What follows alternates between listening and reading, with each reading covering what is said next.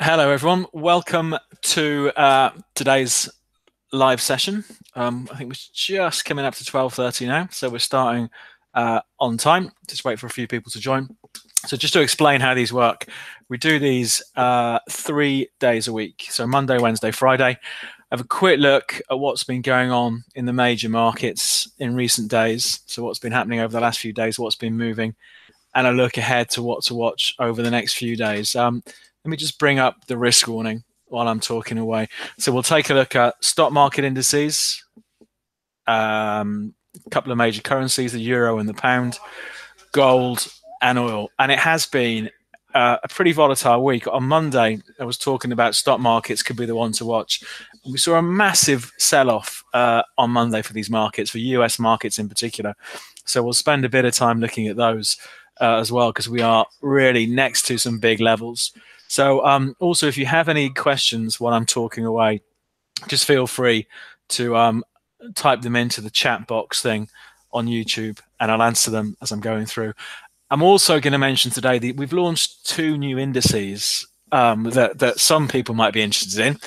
There are Brexit indices. So I'll talk about those briefly today, and a way you can trade basically a basket of shares based on what you think is going to happen at Brexit. So we'll have a little look at those partway through today's session. But let's get going. Let's just drag the trading platform across and take a look. It's a busy day today. This afternoon at 3:30, we've got the latest US crude oil inventories. So they come out every Wednesday, and it's really an update as to what's happening, how much crude oil is stockpiled in the US. So we can normally see plenty of volatility, but the biggest event of the week happens tonight. So I think it's 7 o'clock UK time tonight. It's the latest decision from the US Federal Reserve, so the US central bank, as to the decision on interest rates. And I think the broad expectation is for rates to go up by 0.25% in the US. So that comes out this evening. So we could have, I think, maybe something of a quiet afternoon until that gets out of the way. But let's get started. I'll tell you what, let's start off looking at oil. I was very surprised by the move earlier this week on oil on Monday. We've been looking at this clearly. We look at this every week, and we were speculating. Okay, well, because we've seen a bit of stability in the price of oil. We were looking at it sort of there. This is the daily chart we're looking at. Is there a chance that we're going to see oil build a base here above $50 a barrel and stage some sort of recovery? And I was saying, if you're cautious, probably what you want to do is wait for a break, either a break through 54.70, the highs that have been bumbling around since early December, or a break through the lows. The lows were at 49.50. What's happened is we have seen oil break to the downside. So oil yesterday, and we're pretty much on the lows from yesterday at the moment, went back to its lowest level since the end of August 2017. So we're on, what's that? That's a 15-month low for the price of oil. The price still shows no sign of stopping this decline over the last couple of days. Let's flip this over to an hourly chart. So after looking like maybe, let's make it a 4-hour chart, it might be a bit clearer. After looking like maybe there was a chance of a base building here, all of those hopes have gone out of the window with a move below 49.50. I did wonder initially, well, is this going to be a false break? But we saw it break on Monday, and it's just followed through again on Tuesday. So it's a market that, again, is still really weak. So now we've had the breakout. The approach would be to be a seller into strength. And I think that maybe the first obvious hurdle on the upside for oil is $50. If we saw it rally back up to there, I think we did see that a bit yesterday. Let's make this a really short-term chart first of all. We did see it sort of have a go after the break back up to 50, and it slid as low as what the low 46 is in recent days. So after looking like it was stabilizing, bang, off it goes again. Oil is once again moving lower. Looking on the RSI, I mean, clearly because of the size of the move, RSI is pretty oversold, but that doesn't mean anything because the trend is still down. So the risk for now, I think, is further weakness in the price of oil. The next big support, we've got big support from late August at 46, pretty much at 46. Where's the price now? The price is trading at 46.90 now. So there's a bit of support at 46, but we have, the market took, about 14 months to go from 46 up to 77, and it's taken about 2.5 months to give all of that back. So we've seen a real sharp sell-off in the price of oil. So it's a market that remains under pressure. But I think what was interesting for me, what's been interesting all week, has been US stock markets. So let's flip and look at the Dow. So I've traded this a bit this week. I've traded the S&P, but the principle is still the same. We put a video up on our YouTube channel yesterday because the month so far for the Dow, if the Dow ended wherever it ended yesterday, it would be the worst December since 1931. So I read this on Twitter on Monday night, and I thought, well, that's a good thing to look at. So I think in 1931 the market was down. It's a ridiculous. I think it was at 17%, something like that. We were down on Tuesday's close, down 7.6% for the month for the Dow, and if it ends up more than 7.6% down, it is the worst December it will be in 90 years. So far, we are not getting this Santa rally, but we have these massive levels to watch on the Dow, and it is bounce or bust territory. I think that was the title of the video we put up. We saw clearly the market get really hammered in February of this year. We saw this big sell-off down towards 23,000. On Monday, the market slipped as low as about 23,470. So we are back down to this whole area of support that did provide good support from Feb to May of this year. And the question is it going to happen again? If we start to lose 23,000, I think it could well be a case of look out below. Are we going to see an even deeper sell-off? So there's really, really critical level. And it really is, I think US markets are the ones to watch in the next few days. I suppose the aggressive trade, we've been down here twice now over the last couple of days, the sort of 23.4, 23.5 something yesterday. I suppose the aggressive trade, we're up a lot overnight, is to be a buyer with a stop loss under those lows. But let's see how today performs. But I think that there's been good opportunities. I mean, the market I've been trading is the S&P, like I say, and just to show that, you don't need to have some sort of, brain surgery, rocket science plan when it comes to trading. Let's just flip this over to the 5-minute chart. The trade I did yesterday wasn't the best one, but the one on Monday was, where we saw the market really weak. So this is a 5-minute chart. Saw the market really weak, rallied up. This is the S&P, rallies up to 2602. Let's just zoom it in to show you a bit more what happened on Monday. So rallies up to 2602.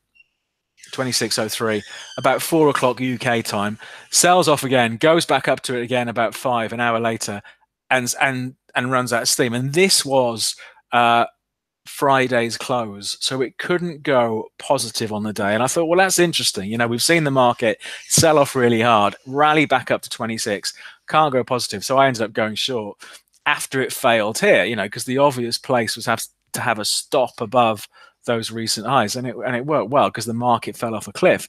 We had a similar setup yesterday. This idea of previous support and resistance. Look what happens yesterday. So the official open is 2:30 UK time. So the market pushes a bit lower, then rallies. So rallies up to about 25.75 at 3 o'clock.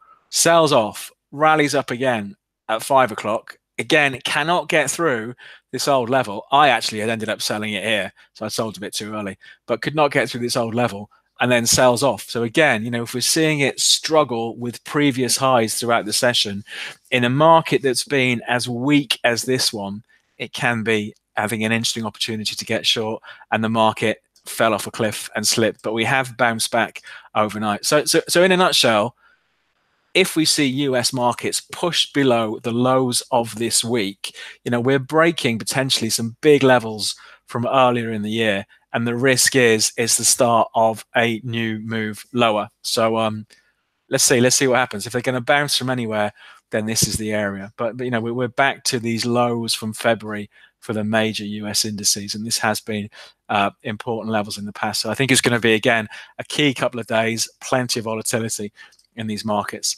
Let's take a look at bring things closer to home. Let's look at the DAX. So look at the German market. Interestingly, this has been under pressure as US markets have slid, but we're looking at the daily chart now.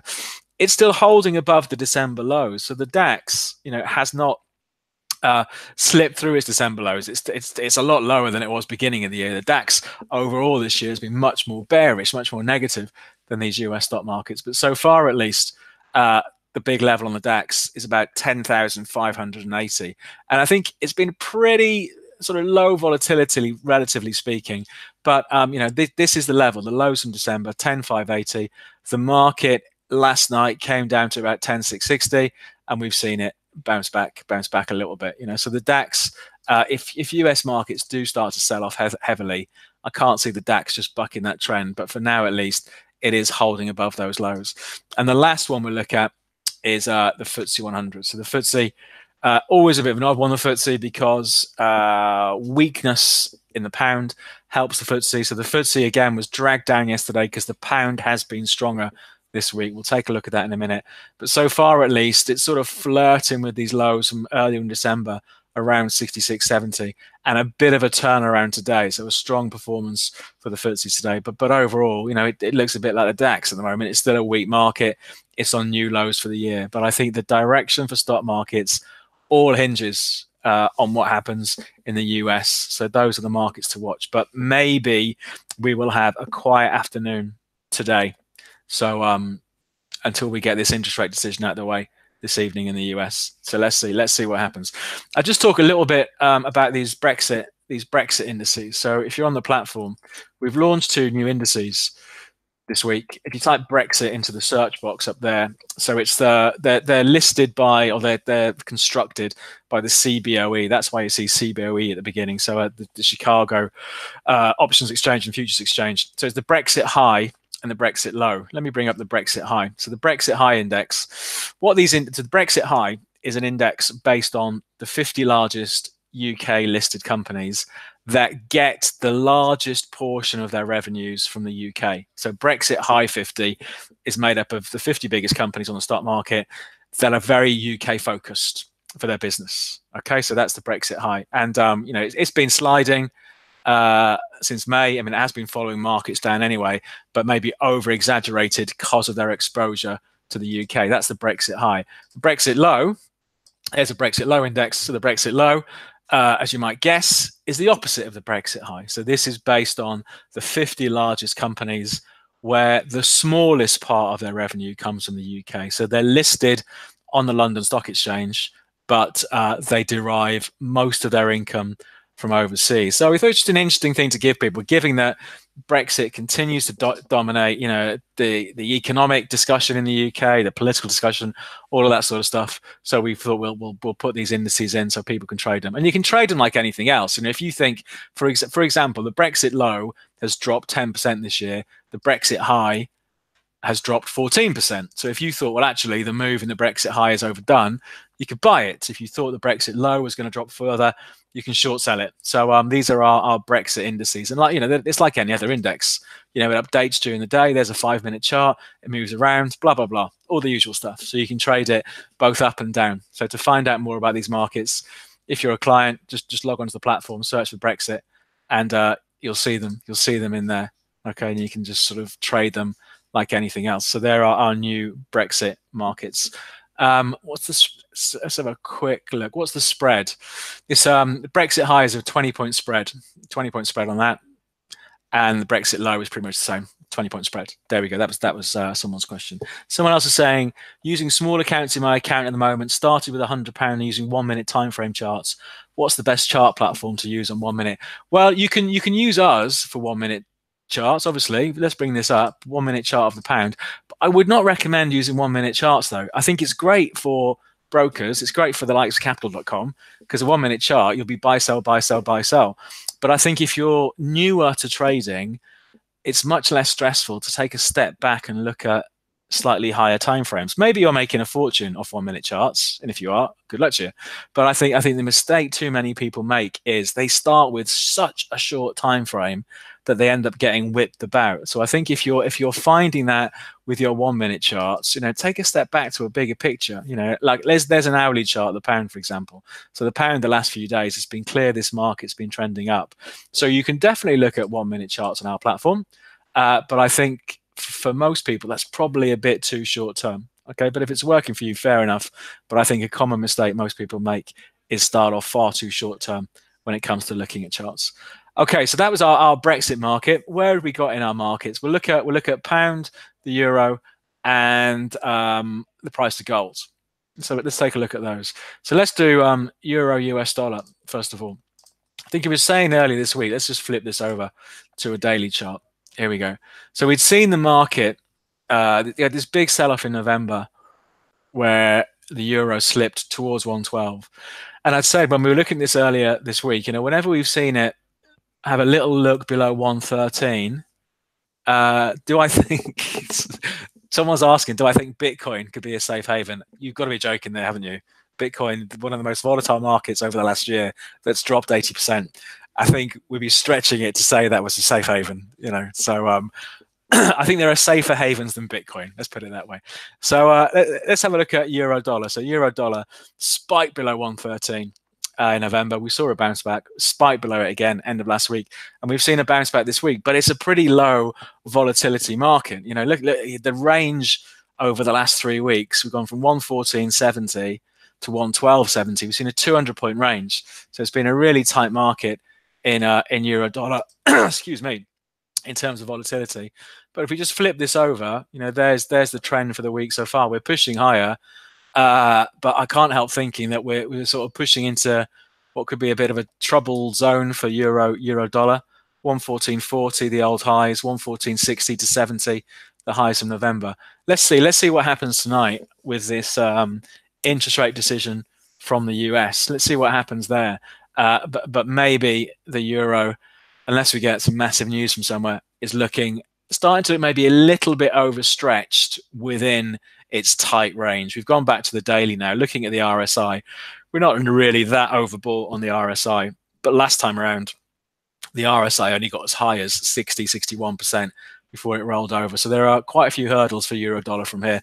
It does need to break out one way or the other to try and get a bit more interesting. But at the moment, we're trapped in a range with 115 at the top and 112 at the bottom. So it's a little bit dull, low volatility at the moment. Let's take a look at pound US dollar. Let's take a look at that. So we've seen, clearly, plenty of volatility and moves on Brexit. We saw it slip. Let me just take this out. Slip earlier this month to its lowest levels for 20 months. Back to April 2017, something like that. We are seeing the market in recovery mode, but let's just take a look at this trend. Again, the RSIs and the MACD, well, the MACD did give a buy signal yesterday. Can you see that on your screens there, where it flipped over, it crossed over yesterday, the MACD, giving us a buy signal. The RSI is pretty much in the middle. But what I want to try and focus on is this trend here. And I think it's been a pretty quiet day so far as everyone's waiting on this this US interest rate decision tonight. But let's just take a look at if we pick it up off this, maybe this spiky high here. Let's take a look at that. Where are we? Let's pick up on the trend line. So I suppose our trend is looking something like that, with resistance coming in around 127. If we took it off these highs up here, we'd have maybe a slightly different shape to the trend, but still 127 is something of a barrier. So I think on pound US dollar, we do have conflicting trends at the moment.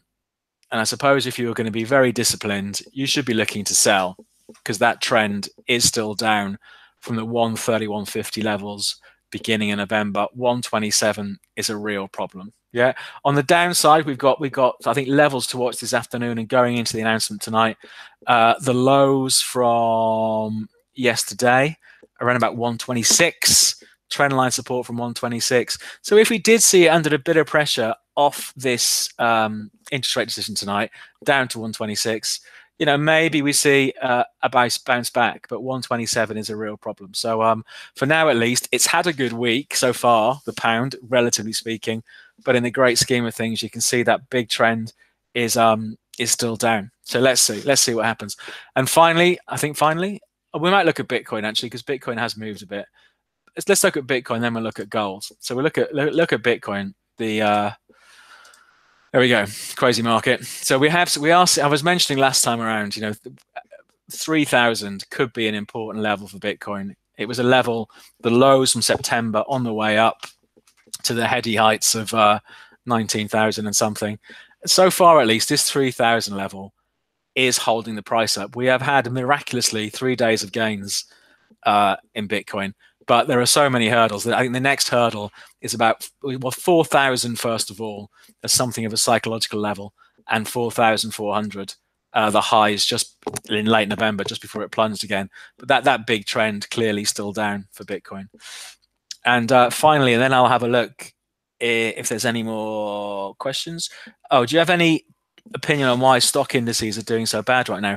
I think there's been that build up since the summer, since just before the summer, concerns about the so-called FANG stocks, Facebook, Apple, Amazon, Netflix, Google, that have really powered a lot of this rise. The rise in technology stocks really played its part.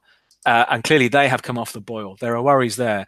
I think last week we had figures from China, the Chinese economy. The Chinese economy is still growing, but is not growing as fast as the market was expecting. So again, it's all about expectations. So maybe we're not seeing the sort of growth.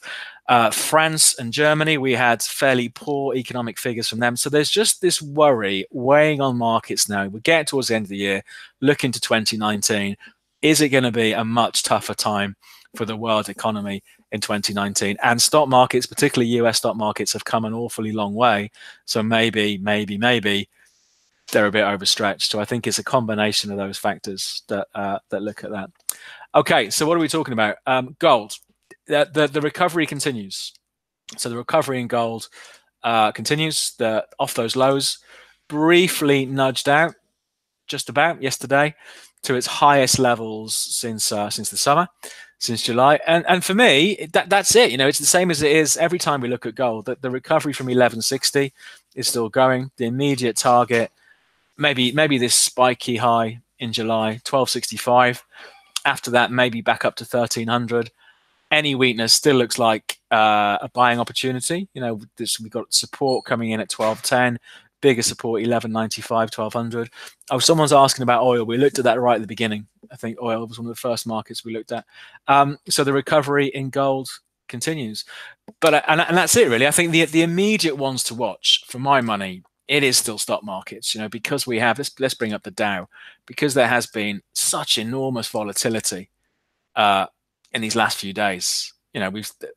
Last night, where did the Dow close last night? This was last night's close around about here. So what was it? 23,650. It dropped 100 points in the after hours market, and it's risen about 150 points in the after hours market now. Let's see what happens today. So I think what will be interesting, if it rallies back up to yesterday's highs around about 23,950, do we see the weakness come back out? But incredibly volatile stock markets, and they need to bounce from here. If they don't start bouncing, we're on new lows for the year. If the Dow goes below 23,200, it's the lowest it's been since October 2017. So it's a really critical area for stock markets. But maybe we'll have a quiet afternoon until the interest rates are out of the way. So someone's saying if US Fed hike rates, the pound goes up. Well, I think because the expectation is for a 0.25 percentage point rise. I don't think it's going to have that much of an impact if it comes out as expected, but it depends if they say anything around it about expectations for future rate rises or the state of the US economy. But you'll normally see volatility over the top of it. Traditionally, a rate rise is good for the currency of the country the rate rise is happening. So a rise in US interest rates would traditionally be good for the US dollar, but everyone's expecting to raise rates, so you'd say, well, this is priced in already. Let's see what happens. So we'll wrap things things up there to open an account to get access to the platform I'm using, and those 2 Brexit markets. Go to Capital.com. You can open a demo account to play around with real money, or no, not real money. Play around with play money, or open a real account.